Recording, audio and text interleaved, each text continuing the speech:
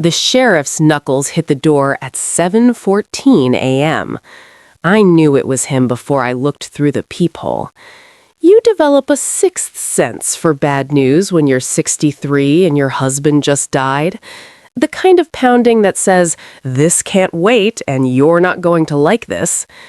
My hands were shaking, not the gentle tremor I'd learned to hide when pouring tea for Edward's colleagues. This was full-body panic, the kind that makes your jaw ache and your vision tunnel. He handed me the paper. Foreclosure notice, 48 hours to vacate. I read it 3 times before my brain caught up. The house, our house, the one Edward bought in 1987 with his first bonus check, the one with my mother's china still in the dining room cabinet, wasn't ours anymore. Hadn't been for months, apparently. The date at the top of the notice made my stomach drop. September 15th. Edward's funeral was September 13th. 2 days. They waited exactly 2 days after we buried him to come for the house. Here's the thing nobody tells you about grief. It's expensive.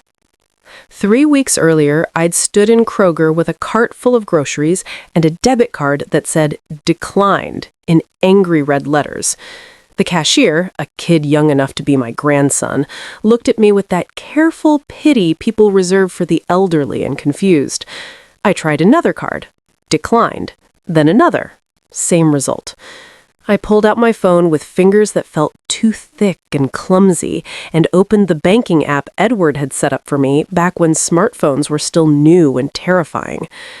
The balance glowed on the screen like a taunt. $43. Not $43,000, not even $4,300. $43. I left the groceries on the belt and walked out. My face was hot. My throat was tight.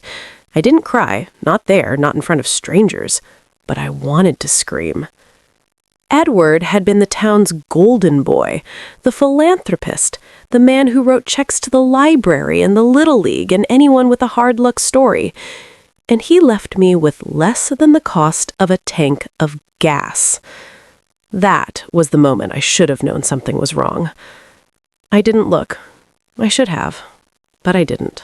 That $43 haunted me for 3 days. I kept opening the app, closing it, opening it again. Like maybe if I stared at the screen long enough, a 0 would materialize. Edward always said I was terrible with money. That's why he handled everything. The bills, the accounts, the investments he never explained. I trusted him. God help me, I trusted him completely. The funeral was a parade of people I barely recognized, telling me how lucky I'd been. Edward was 1 in a million. Such a generous soul. He changed this town. Mrs. Henderson from the garden club actually grabbed my hands and said, "You must be so proud of the legacy he left." Legacy, right. I smiled, nodded, accepted casseroles I knew I'd never eat. My jaw hurt from clenching my teeth so hard. Nobody asked how I was doing. They asked about Edward. Always Edward. The lawyer came on day 4. Martin Cruz, Esquire, one of Edward's golf buddies, the kind of man who wore cufflinks to backyard barbecues. He showed up at the door with a leather briefcase that probably cost more than my car and an expression that said he'd rather be anywhere else. "Vivian, we need to talk about the estate." Estate? What a word. It made everything sound vast and organized, like Edward had left behind a carefully tended garden instead of whatever radioactive mess was waiting for me in that briefcase. Martin didn't sit down. He stood in the foyer, my foyer, the one with the Persian rug Edward bought at auction in 1994, and pulled out a manila folder thick enough to choke on. "There's no easy way to say this." He cleared his throat. Twice. Edward didn't have life insurance. I blinked. What? The policy lapsed in 2019. He stopped making payments. My brain scrambled for purchase. Edward was obsessive about insurance. He had policies for everything: the house, the cars, his vintage watch collection. He once made me sit through a 2-hour presentation about umbrella coverage. That can't be right. Martin's face did something complicated. Sympathy mixed with discomfort, like he was watching someone fall downstairs in slow motion. There's more. He handed me the folder. The first page was a bank statement, Sterling Holdings, LLC. My name was at the top, listed as CEO and sole proprietor. The balance was negative. Very negative. 7 figures negative, with interest accruing at 18%. My voice came out strangled. I don't know what this is. You didn't create this company? No. You didn't take out these loans? No. Martin shifted his weight. His cufflinks caught the light. Vivian, your signature is on every document. I looked down at the second page. There it was, my signature, or something close enough to fool a notary, dated 2018, then 2020, then 2022, a whole timeline of debts I never signed for, building like floodwater behind a dam I didn't know existed. That's when the pounding started. The sheriff's fist against the door. Boom, boom, boom. Martin went pale. Did you get an eviction notice? I hadn't checked the mail in 4 days. Couldn't stomach walking to the mailbox past the neighbors who'd watched Edward's funeral procession like it was a state ceremony. But apparently, I didn't need to. They had come to me. The dead air turned into a dial tone. Then into nothing. I set the phone down on the kitchen counter. My hands were still shaking. The whole house felt different now. Smaller, like the walls were pressing in. This wasn't my home anymore. It was collateral. Evidence. A crime scene where I was somehow both victim and suspect. 48 hours.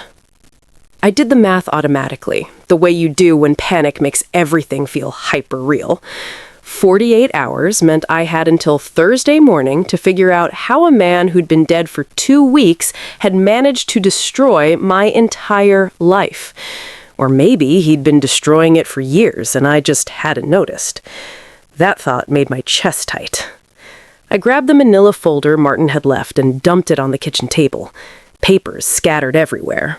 Loan documents, corporate filings, bank statements with my name at the top and numbers that made my vision swim. I picked one up at random. Sterling Holdings, LLC. Loan origination date, January 2018. Principal amount, $847,000. My signature at the bottom, next to a notary stamp from a woman named Patricia Voss. I'd never met anyone named Patricia Voss. The next document was worse. A personal guarantee, signed by Vivian Sterling, promising to cover any and all debts incurred by Sterling Holdings in the event of default. Dated March 2019. My signature again, this one even cleaner than my actual handwriting. Edward had been good at forgery. That shouldn't have surprised me. He'd been good at everything. Golf, networking, lying, apparently. Wait. No, that wasn't fair. Maybe. I pulled out my phone again and opened the photo gallery, scrolling back through the last 5 years. There. Edward at the Country Club Awards Dinner 2022, holding a plaque for outstanding community leadership. His smile was perfect. His suit probably cost more than most people's monthly rent. Behind him, you could just see the banner, sponsored by Sterling Holdings, LLC. He'd used the fake company to fund his real reputation. My throat closed up. I kept scrolling. Edward at the Hospital Gala, 2021. Edward cutting the ribbon at the New Youth Center, 2020. Edward shaking hands with the mayor, 2019. Every single photo showed him in expensive clothes at expensive events, being expensive, being beloved. I'd been so proud of him. Stupid, stupid woman. I'd stood next to him at those events wearing dresses I'd bought on sale and jewelry from my mother's estate, and I'd smiled while he wrote checks with money he'd stolen from me, from my future, from my name. The worst part? Everyone would blame me. Not Edward. He was dead. Saints can't be held accountable. But me? I was the fool who didn't ask questions, the wife who let her husband handle everything, the woman who checked out of her own life because cataloging other people's history was easier than examining her own present. I looked at the pile of papers on my kitchen table. Somewhere in this mess was proof. Proof that Edward had lied. Proof that he'd forged my signature. Proof that the man everyone loved had been running a con with my identity as the raw material. I just had to find it. 47 hours, 53 minutes. I started reading. Reading turned into excavation. 4 hours in, my eyes burned and my back ached from hunching over the table. I'd sorted the papers into piles. Loans, corporate documents, bank statements, correspondence. Each pile told the same story in slightly different handwriting. My handwriting, or close enough to pass, Edward had practiced. That realization hit me like cold water. He must have sat in his study with samples of my signature, tracing the loops and angles until he could reproduce them perfectly. How long had he been planning this? The bank statements were the worst. Sterling Holdings had an operating account at First National, the same bank where Edward and I had our joint checking. I recognized the branch manager's name on the welcome letter, Robert Chen, the man who'd sent us a fruit basket when we refinanced in 2015. I called the bank. First National, how may I direct your call? Robert Chen, please. May I ask who's calling? Vivian Sterling. My voice sounded hollow, foreign. A click. Hold music. Then, Mrs. Sterling, I'm so sorry for your loss. Edward was a pillar of this community. Right. Of course he was. Robert, I need to talk to you about Sterling Holdings. Silence. Then, carefully, I can't discuss specific accounts over the phone. You'll need to come in. I'll be there in 20 minutes. I didn't change out of the sweater I'd been wearing since yesterday, didn't brush my hair, just grabbed the folder in my purse and drove to the bank with my hands clenched so tight on the steering wheel my knuckles went white. Robert's office was on the second floor, all glass walls and fake plants. He stood when I walked in, his face doing that complicated sympathy dance everyone had perfected since the funeral. Mrs. Sterling, please sit down. I didn't sit. How did Edward open a business account in my name? I'm not sure I understand. Question. Sterling Holdings, the account was opened in 2017. I never signed any paperwork for it. Robert's expression shifted. Something flickered behind his eyes. Recognition, maybe. Or guilt. Mrs. Sterling, your husband had power of attorney. He presented the documents when he opened the account. My stomach dropped. What documents? He turned to his computer, typed something, then printed a single page, handed it to me. This was filed with the account application. The paper was old, yellowed at the edges, the text slightly faded. A power of attorney, dated 1998. My signature at the bottom, Edward's signature as witness. The language was dense, legal, full of phrases like springing authority and upon determination of incapacity. I stared at it. I remember this. Edward said we needed it in case one of us ended up in a coma. Yes, it's a common estate planning tool. But I'm not incapacitated. I've never been incapacitated. Robert shifted in his chair, looked at his desk, at the wall, anywhere but at me. Mrs. Sterling, when your husband activated the power of attorney in 2017, he presented documentation from a physician certifying that you had been diagnosed with early-stage dementia. The room tilted. That's not true. I'm just telling you what was in the file. I don't have dementia. I've never had dementia. Who was the physician? He checked his screen. Dr. Marcus Holloway. Edward's golf partner, the man who gave the eulogy at the funeral. Dr. Marcus Holloway had stood at Edward's funeral and called him a man of unimpeachable integrity. I drove home too fast, my vision tunneling every time I thought about that eulogy. Marcus had gripped the podium with both hands and talked about Edward's generosity, his wisdom, his dedication to community service. He looked right at me when he said, "Edward Sterling made everyone around him better." Liar. They were both liars. The house was exactly as I'd left it. Papers scattered across the kitchen table, coffee gone cold in the mug I'd abandoned 4 hours ago. But now, the space felt contaminated. Every room Edward had touched, every decision he'd made about paint colors or furniture placement, all of it was tainted by the question I couldn't stop asking. What else did he lie about? I went straight to his study. Edward's domain. The one room in the house I'd never reorganized or redecorated. Dark wood paneling, leather chairs that smelled like his cologne, built-in bookshelves stuffed with first editions he'd collected like trophies. His desk sat in front of the window, massive and imposing, the kind of desk that said, "Important decisions happen here." I'd avoided this room since he died. Couldn't stand the emptiness of it. The chair pushed in neat. The desk calendar still open to September 11th, 2 days before his heart attack. But now, I needed to know. I needed to find whatever else he'd hidden. The desk drawers were locked. Of course they were. Edward had always been obsessive about security.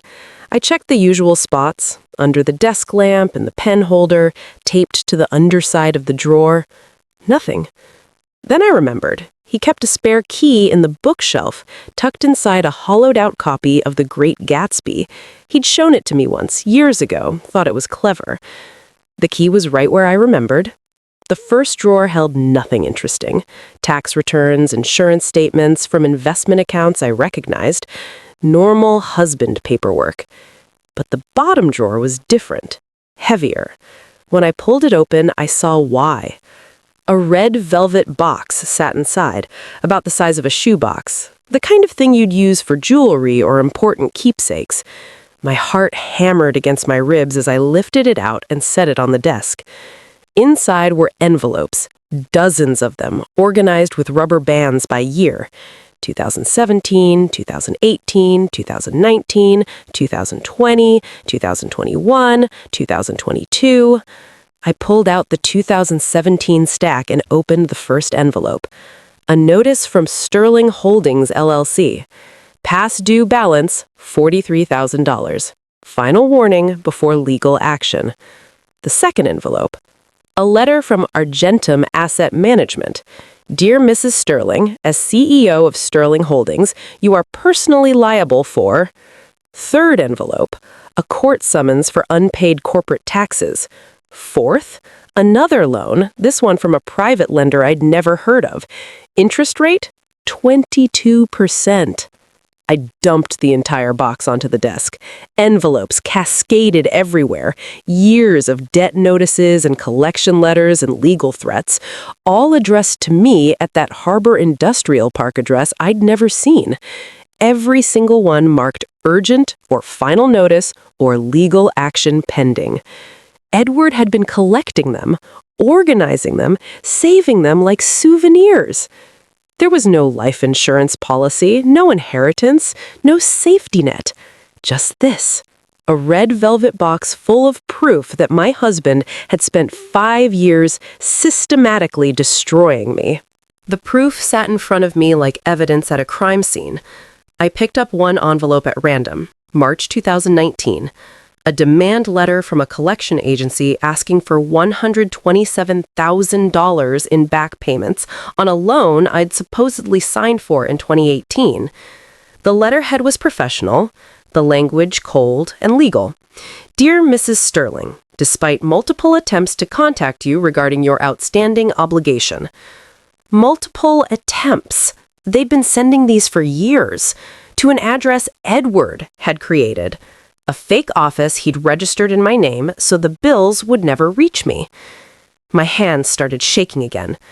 I put the letter down and stared at the pile, trying to make sense of the timeline. Edward had opened Sterling Holdings in 2017, right after he'd forged a medical diagnosis claiming I was mentally incompetent. Then he'd spent 5 years taking out loans, making donations, buying his reputation, all while intercepting every single piece of evidence that could have warned me. This wasn't carelessness. This was architecture. I grabbed my phone and pulled up the photos again, scrolling back through Edward's public life.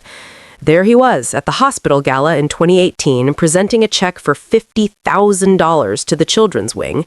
The local paper had run the photo with the headline, "Community Leader Edward Sterling Continues Legacy of Giving." I zoomed in on the check. Sterling Holdings, LLC was printed in the corner. Next photo, 2019. The library dedication. Edward cutting a ribbon in front of a bronze plaque that read, "Reading Room Generously Funded by Edward and Vivian Sterling."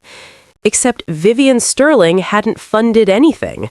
Vivian Sterling had been at home cataloging books for the Historical Society, while her husband took out loans in her name to pay for plaques with her name on them. The cruelty of it made my throat close up. I kept scrolling. Edward with the mayor, 2020. Edward receiving an award from the Chamber of Commerce, 2021. Edward at the Youth Center groundbreaking, 2022. Every single appearance showed him in expensive suits, shaking hands with important people, being photographed for the newspaper, being celebrated. I stopped on a photo from June 2022, just 4 months ago. Edward at a charity auction bidding on a vintage watch. The caption read, "Sterling's winning bid, $35,000 for local youth programs." $35,000 for a watch, while I had $43 in my checking account. The math started coming together in my head like puzzle pieces snapping into place. The donations weren't generosity, they were down payments on respectability. Every check he wrote, every gala he attended, every award he received was bought with borrowed money. Money he'd borrowed using my name, my credit, my legal identity. He turned me into a shell company. That's what Sterling Holdings was, not a business, but a vehicle, a way to convert my signature into cash, my reputation into his. And when the bills came due, I'd be the one left holding the debt, while he got to die a saint. The town would never forgive me for destroying Edward's legacy, but they'd never know it was already destroyed, that the man they'd mourned was built on fraud, and the monument they'd erected in his memory was paid for with stolen credit. Unless I told them. The thought made me sick. Telling them meant destroying myself. That was the trap Edward had built. I could fight the debt, expose the forgery, prove that Sterling Holdings was a fiction, but every piece of evidence would make me look worse.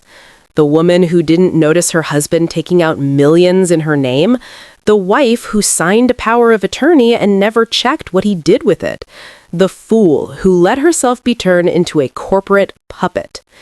Ignorance wasn't a defense, it was an indictment.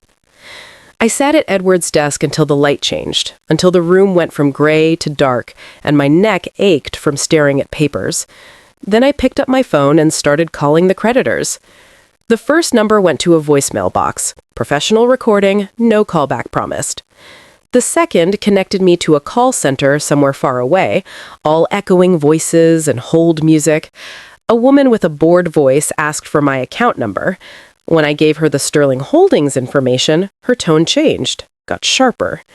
"Please hold, Mrs. Sterling. I'm transferring you to our commercial accounts department." 2 minutes. 3. Then a man's voice. "Mrs. Sterling, this is David Ramos with Commercial Recovery. How can I help you?" "I need to discuss the Sterling Holdings debt." "Of course. Let me pull up your file." Keyboard sounds. Then, "I see here we've been trying to reach you at your business address since August. Multiple certified letters. I never received them." They were delivered to 327 Harbor Industrial Park. That's the registered agent address on file. I've never been to that address. I didn't know it existed until yesterday. A pause, longer than it should have been. Mrs. Sterling, you're listed as CEO and registered agent. The business was incorporated under your signature in 2017. My husband forged my signature. I understand you're going through a difficult time, but my husband is dead. He forged medical documents to claim I was mentally incompetent, then used a power of attorney to open lines of credit in my name. Sterling Holdings isn't a real company. It's fraud. Another pause. This one felt different, heavier. Mrs. Sterling, these are serious allegations. Do you have proof? I'm looking at it right now. Years of debt notices he intercepted, bank documents, forged signatures. Then you'll need to file a police report and dispute the debt through proper legal channels. But I have to tell you, until this is resolved through the courts, you're still liable. The debt is valid on its face. My chest tightened. What does that mean? It means the foreclosure proceeds, the asset seizure proceeds, everything proceeds until a judge rules otherwise. His voice softened slightly, which somehow made it worse. I'm sorry, Mrs. Sterling. I know this isn't what you want to hear, but from our perspective, you signed these documents. You benefited from these loans. I didn't benefit from anything. I have $43. The company spent the money. As CEO, you're responsible. I'm not the CEO. I never was. The state of Delaware says you are. The IRS says you are. Every bank that lent to Sterling Holdings says you are. He sighed. Look, I believe you, but belief doesn't matter. Documentation matters. And right now, all the documentation says you're the person we're looking for. He hung up before I could respond. I sat there holding the phone, staring at the red velvet box, and understood. Edward hadn't just stolen my money. He'd stolen my identity and left me wearing it like a target. The target on my back had been there for years, and I'd never felt it. I looked around Edward's study with new eyes. This room wasn't a sanctuary. It was a command center. Every book on the shelf, every file in the cabinet, every piece of paper he'd touched was part of the machinery he'd built to destroy me. And somewhere in this mess was the blueprint. I started with his calendar. Edward had kept physical day planners, the expensive leather kind with his initials embossed on the cover. They were lined up on the shelf behind his desk, one for each year going back to 2015. I pulled down 2017, the year Sterling Holdings was born, and started flipping through. January was normal. Dentist appointments, golf games, lunch meetings with colleagues. February looked the same. Then March, a notation in Edward's cramped handwriting. RBC, Meeting Re-Business Structure. RBC. I grabbed my phone and searched. Robert Chen, the bank manager who'd shown me the forged power of attorney. I kept reading. April. MH, certification paperwork. Marcus Holloway, the doctor who diagnosed me with dementia I didn't have. May. First National, operating account established. The pattern was right there, laid out in Edward's meticulous schedule like a recipe. He hadn't been hiding what he was doing. He'd been documenting it. Every meeting, every signature, every step of the process was recorded in blue ink. I grabbed 2018. More meetings, more notations. AL, 400K approval. JT, refinance discussion. Argentum, portfolio review. My hands moved faster, pulling down 2019, 2020, 2021. The calendars told a story. Edward taking out loans, attending galas, making donations. But there was another pattern underneath, one I almost missed because it seemed so mundane. Every loan was followed 3 to 6 months later by another loan, a bigger one. And the amounts weren't random, they were calculated, precise. I grabbed a notepad and started mapping it out. April 2018, $400,000 loan from Atlantic Lending. September 2018, $600,000 loan from Premier Capital. The $600,000 was used to pay off the $400,000 plus interest, leaving $180,000 for Edward to spend. January 2019, $850,000 loan from Harbor Financial, paid off Premier Capital. More money for donations and suits and watches. He wasn't running a business. He was running a Ponzi scheme with himself as the only investor. Every loan paid off the previous loan. Every new line of credit covered the old one. Edward had been juggling debt for 5 years, constantly moving money around to create the illusion of solvency. And as long as he could keep borrowing, he could keep spending, keep donating, keep being Saint Edward. But Ponzi schemes always collapse. I flipped to Edward's 2022 calendar. The last few months were frantic, meetings every week, sometimes multiple times a week. Argentum, extension request denied. Harbor, refinance declined. Emergency meeting RBC. The notes got shorter, more desperate. Then in August, just 2 months before he died, last option, offshore account. My stomach dropped. Offshore account. That's what Derek Paulson had mentioned, the registered business address. Edward had been trying to hide money overseas. I grabbed the red velvet box and dumped it again, looking for anything about offshore accounts. Nothing. Just debt notices. Which meant the account information was somewhere else. Somewhere Edward thought I'd never find it. I'd never find it became my mantra for the next 2 hours. Edward's study was a fortress of secrets, and I was tearing through it like a woman possessed. File cabinets, empty of anything useful. Desk drawers, already ransacked. The bookshelf yielded nothing except more awards and plaques celebrating the man who'd ruined me. Then I remembered the safe. It was behind a painting in the corner, a landscape Edward had bought at some charity auction years ago. I'd watched him open it once or twice, always turned away when he spun the dial, always respected his privacy, like a good wife should. The combination was probably his birthday or our anniversary, something sentimental that would make him feel clever. I tried his birthday first. Nothing. Our anniversary. Nothing. My birthday? The dial stopped turning at the last number, and I heard a click that made my heart jump. The safe door swung open. Inside was a single manila envelope, thick and sealed with tape. My hands shook as I pulled it out. The weight felt significant, like it contained something that mattered. Documents, maybe. Account numbers. Proof of the offshore money Edward had been trying to hide. I ripped it open. Papers spilled onto the desk. Bank statements from Cayman International Trust. Account holder, Edward Sterling. Not Sterling Holdings, not Vivian Sterling, just Edward. My throat went tight. The first statement was from January 2022. Opening balance, $2.3 million. I stared at the number until it stopped making sense. $2 million. While I was clipping coupons and buying store-brand coffee, Edward had stashed away enough money to solve every problem he'd created. I flipped to the next statement. March 2022. Balance, $1.8 million. June 2022. Balance, $943,000. August 2022.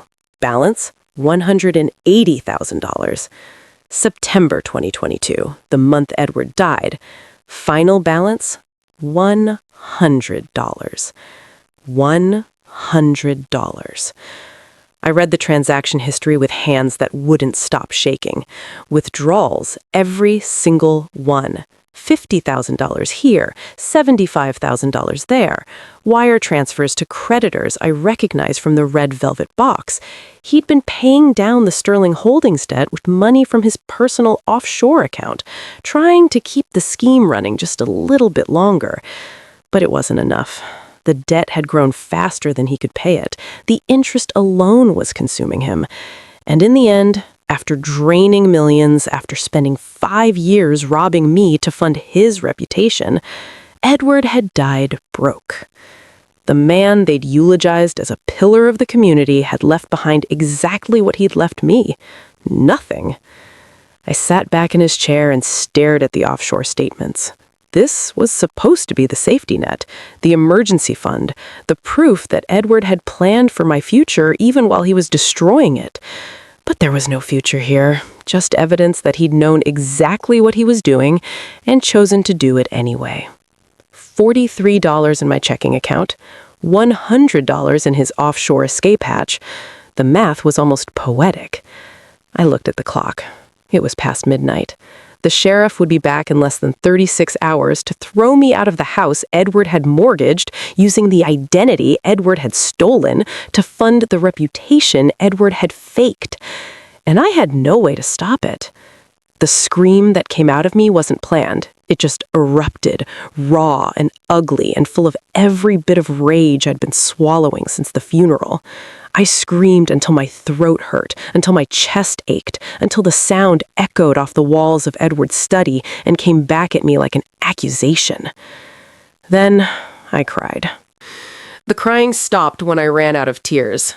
I sat in Edward's chair with my face swollen and my throat raw, staring at the offshore statements scattered across his desk. The numbers blurred together.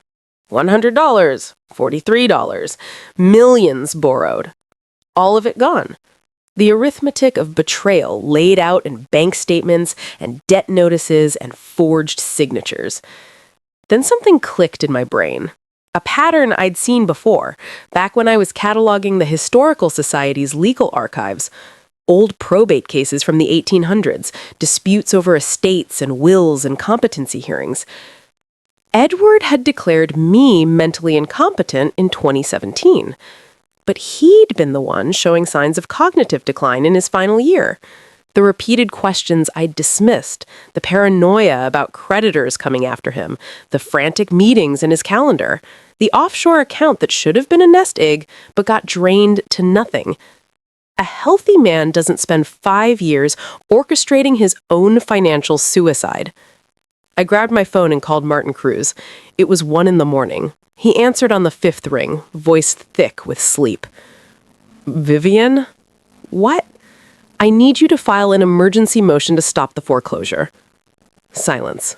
Then, on what grounds? Edward wasn't competent when he executed the power of attorney. I have proof. "Vivian, it's the middle of the night. I have 34 hours before they evict me. I need a hearing. Tomorrow." More silence. I could hear him thinking, weighing the professional risk against whatever guilt he felt about abandoning me in my foyer.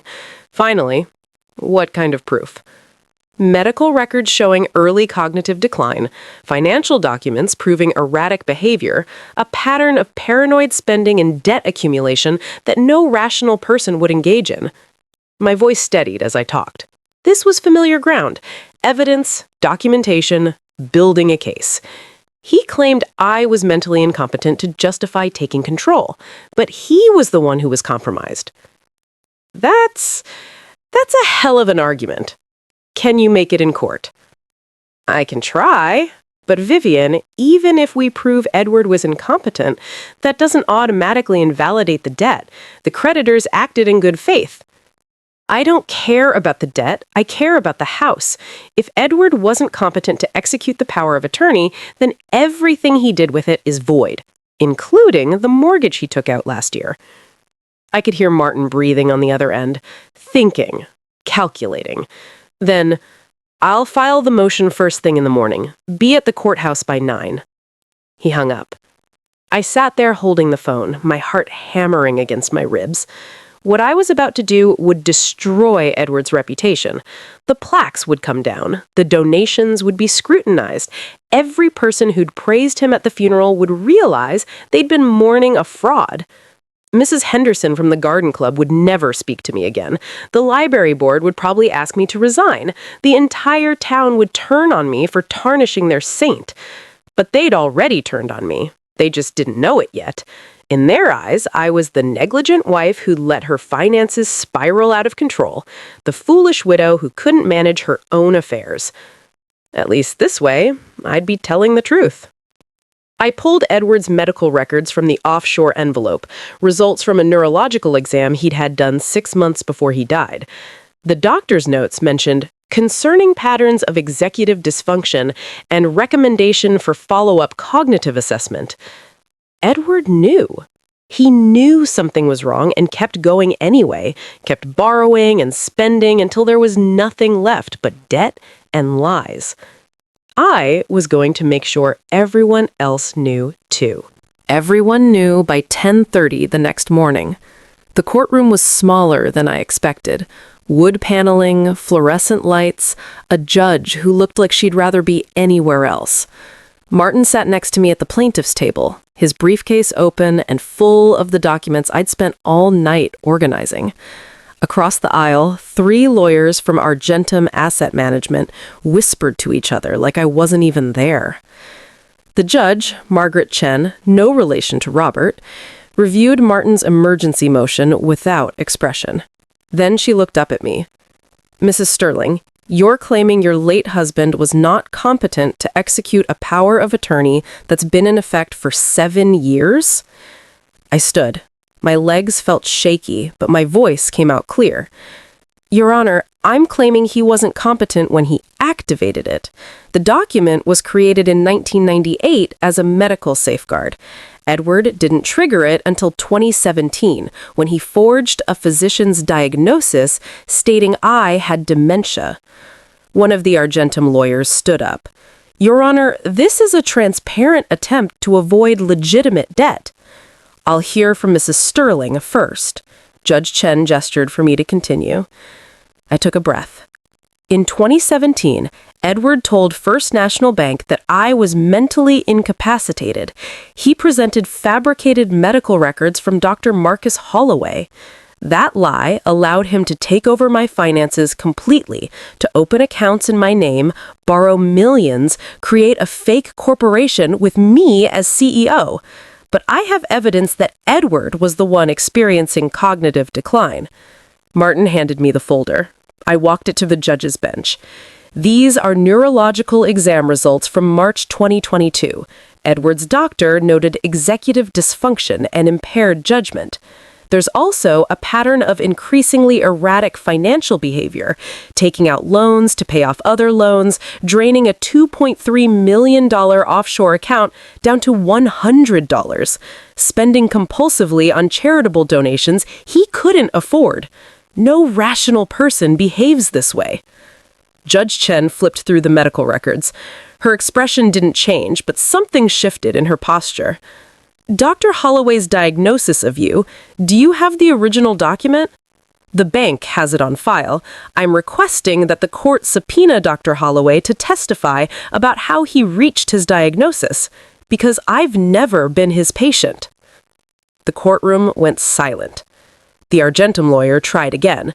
"Your Honor, even if Mr. Sterling's capacity was questionable, our clients acted in good faith based on properly executed documents. Good faith built on fraud isn't good faith." Judge Chen closed the folder. "I'm issuing a temporary stay on the foreclosure pending a full competency hearing.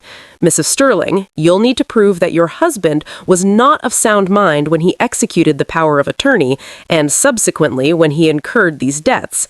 If you can do that, the question of liability becomes significantly more complicated." She banged her gavel. "We'll reconvene in 30 days.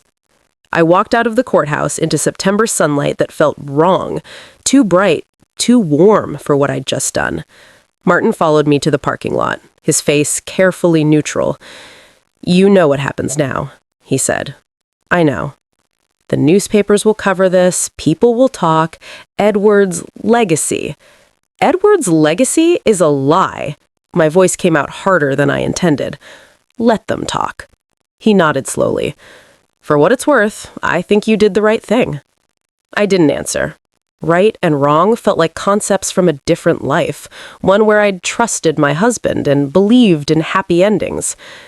If you've ever trusted someone completely and later wondered if you should have been paying attention, this story will stay with you. Vivian's 48 hours forced her to choose between protecting a dead man's reputation and saving her own life, and that choice is harder than it sounds.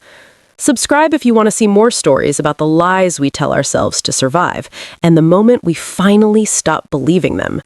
Hit the bell because the next one might be about someone you know, or someone you used to be.